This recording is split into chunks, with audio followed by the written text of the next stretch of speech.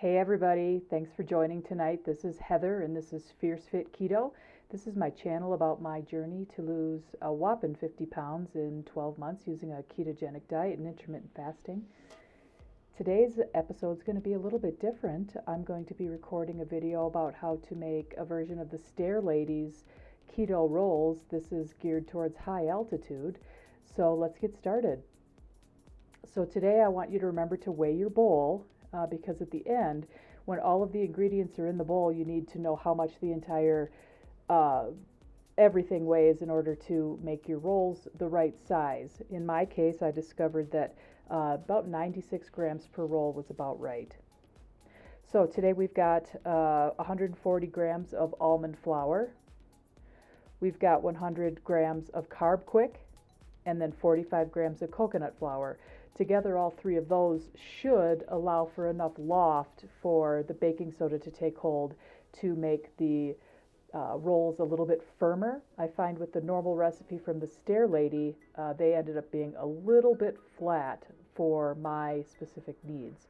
And so, because I want them to be a little bit fuller, I'm going to require that I have a little bit more thickness. Now, knowing that the Carb Quik does have a little bit of carbs in it, you need to keep in mind that it's going to be roughly 4 grams of carbohydrates instead of the Stair Lady's 3.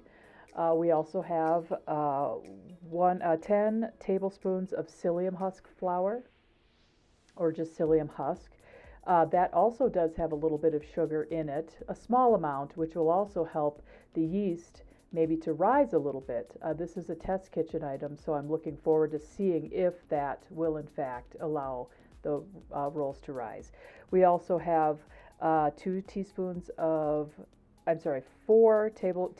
aluminum-free baking powder. I'm using 5. We also have 2 tablespoons of Lakanto sweetener. I use the monk fruit sweetener.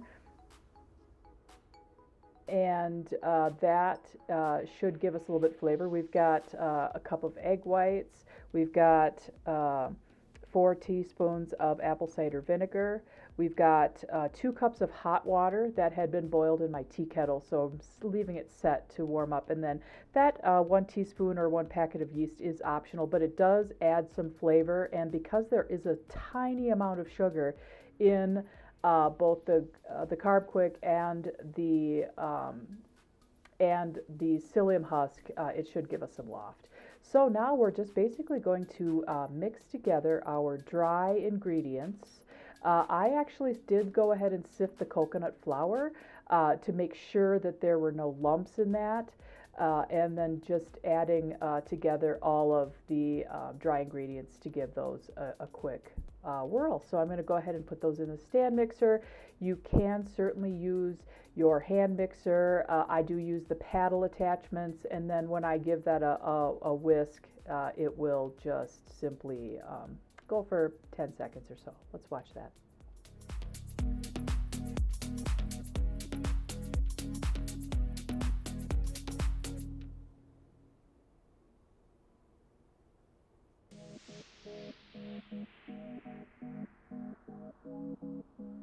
Just saying again how important it was that I made sure that I removed the lumps from the coconut flour, which does tend to get a little lumpy.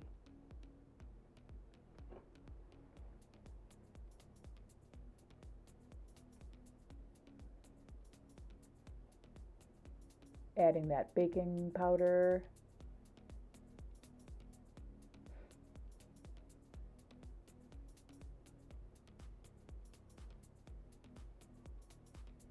And the sweetener. I just want to make sure that everything is mixed so that there's no lumps. Now, there's not any gluten in this at all that you have to worry about really, getting it harsh.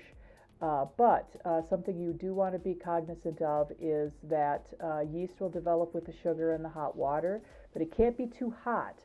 So you definitely don't want to kill the yeast by throwing the hot water into either of the flours for fear you might actually harm the yeast. So be cognizant of that.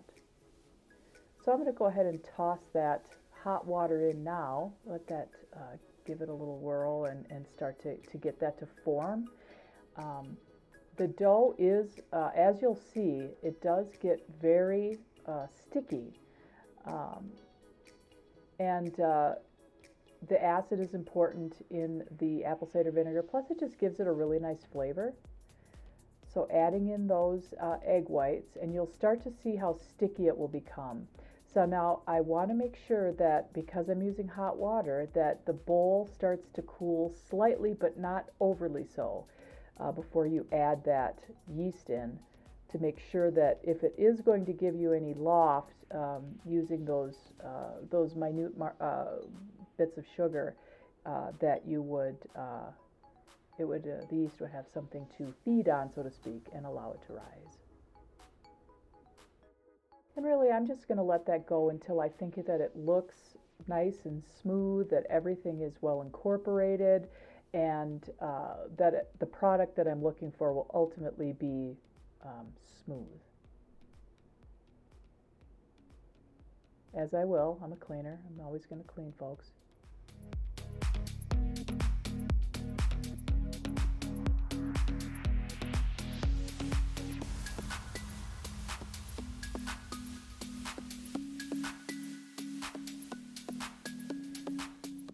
Now for the rolls themselves, I simply weighed out using my scale 96 grams each of the product for each roll. I did leave it in a nice warm place, covered with some cellophane or some wrap, for about a half an hour, just to kind of see if it would rise any. It really didn't rise too much, but I was very pleased with how firm everything felt. And as you can see, here's the final product. So all in all, the rolls turned out just beautifully, and watch for an upcoming episode for my keto stuffing that I will use these exact rolls for Thanksgiving. Once again, this is Heather, and this is Fierce Fit Keto. I'm so glad that you stopped in for one of my first adventures into recipe making. Enjoy!